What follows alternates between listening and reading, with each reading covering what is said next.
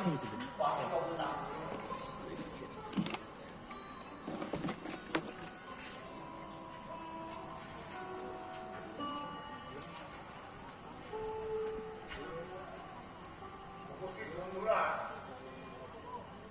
আপনারা মোটামুটি জেনে গেছেন যে আশ্রয় কিভাবে গড়ে তুলেছে, কার নামে আশ্রয়। আমরা সিদ্ধান্ত নিয়েছি কিন্তু একটা আবক্ষ মূর্তি এখানে স্থাপন করা, আর আজ থেকে এই আশ্রয়ের নামটি একটু পরিবর্তন করে বিন্দুর আশ্রয়। আর এই সমস্ত বিষয় নিয়ে আমাদের এই ছোট্ট আয়োজন, তাই আপনাদের ডাকা। খুব বেশি সময়ে আপনাদের আমি নষ্ট করবো না। আমার সনির্বন্ধ অনুরোধ, আপনারা নিজ নিজ আসনে শান্ত হয়ে আসুন। আমাদের হ্যাঁ, আর এই বিষয়ে ছোট করে কিছু বলার জন্য আমি চেষ্টা করব। এসো চেষ্টা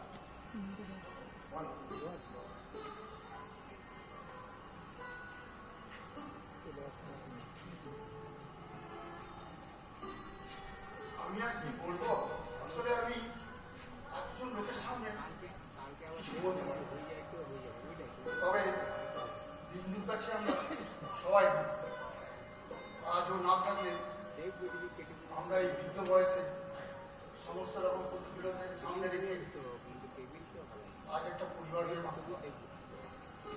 তবে এই বিষয়ে বিশাল পরিশ্রমে সুজাতা, শুভর তদারকি, রাবির পরামর্শ আজ আমাদের আশ্রয় ফুলের ফলের বিন্দু শান্তি হোক, শান্তি হোক, শান্তি হোক। সুজাতা, তুমি কি সমাজ? না না দাদা, আমি কিছু করতে পারবো না। তাছাড়া আপনার বিন্দুকার আবক্ষমূর্তি উন্মোচন করে ওনাকে সম্মানিত করুন। না, তা কি করে পারে? তুমি বিন্দুকে শেষ দেখেছো, তুমি তাকে জল খাইয়েছো, তুমি সেদিনের সেই ঘটনাগুলো যা যা পরপর ঘটেছে পরপর তুমি বড় আমি আছি।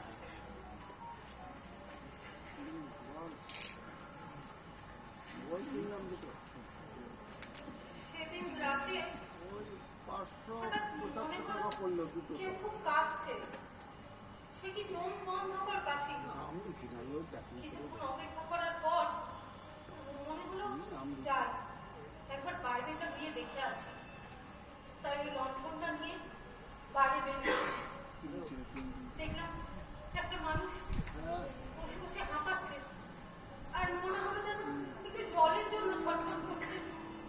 তাই জল ভিতরে চলে গেলাম। ফিরে এসে দেখলাম এই সাইনবোর্ডটা এটার গায়ে হাত পোড়াচ্ছে। মনে হলো কাউকে আদর করছে আর খুব কাঁদছে। আমায় দেখে জল খাবে বলে হাতগুলো বাড়িয়ে দিল। আমিও জল ঢালতে লাগলাম। তারপর ঠিক যখন মুখটা বুঝতে গেল, ঠিক তখনই যেন লণ্ঠনের আলোয় ঠিক বোঝা যাচ্ছিল না, তবু মনে হলো বিন্দুদা, আমাদের বিন্দুদা। আনন্দ উত্তেজনায় আমি অবাক হয়ে গেলাম। বিস্ময়ের ভোর কাটতেই ছুটে গেলাম তোমাদের কাছে, তোমাদেরকে ডাকতে। সে রাতে তোমরা তো আর কিছুই খুঁজে পেলে না। আর তারপর তো তোমরা স্বপ্নে জানো।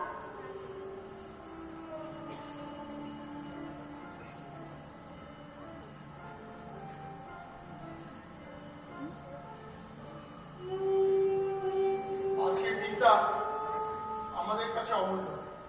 আজ আমরা আমাদের আশ্রয়ের প্রাণকে সর্বক্ষণে সঙ্গী করতে তার আবক্ষ মূর্তি উন্মোচন করব। তবে এই আবক্ষ মূর্তি উন্মোচন করার যোগ্য মানুষ সুজাতা, কারণ সুজাতাই শেষ দেখেছে। তাই আমি সকলের অনুরোধ করছি, সুজাতা এই আবক্ষ মূর্তি উন্মোচন করে আমাদের শান্তি দাও। ও মা, আমাদের শান্তি